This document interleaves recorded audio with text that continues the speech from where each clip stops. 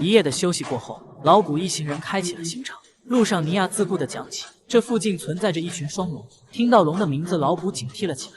在他的认知里，龙无论在哪里都是异世界最强的存在。殊不知，在第4季，老古差点就给双龙灭族。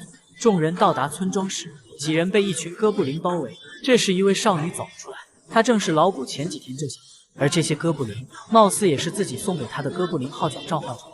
没想到少女竟然和恩妃认识，原来恩妃一直暗恋着她。在得知少女的父母都被帝国的军队杀害，到嘴边安慰的话却说不出口。看着恩妃紧张拘谨的模样，深知恩妃的害羞，少女还是跟她道了谢。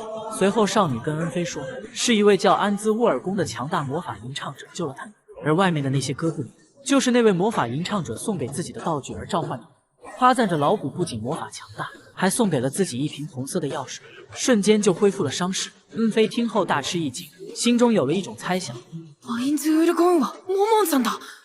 でもちょっと待って、モモンさんはマダモン隊特級の戦士でありながら第3位会のマジックキャスター、英雄の中の英雄じゃないか。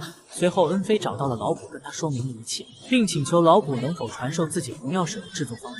老古确实心有余而力不足，这本来就是游戏中的道具，自己就算想传授也没有办法，只能暂时委婉地拒绝了他。恩妃也不在意，决定先去森林把草药采了再说。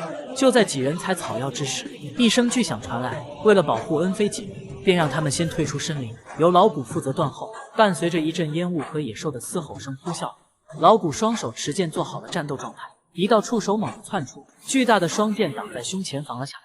天空中传来声音，那名野兽说自己是森林贤王，看在古王能防住自己攻击的份上，便放他们2人离去。此时森林贤王也现出了真身，老古一惊，这不就是一只大仓鼠吗？就在森林贤王准备进攻之时，古王高举巨剑，体内的气势迸发而出，直接吓瘫这只大仓鼠，赶忙躺在地上求饶。当古王再次出现在众人面前，都大吃一惊。これが魔色剣王。完成任务后，几人也顺利返回城市。老古决定先和众人分别，去工会登记一下魔兽。几人就此离去，殊不知这就是他们见的最后一面，而巨大的阴谋即将浮出水面。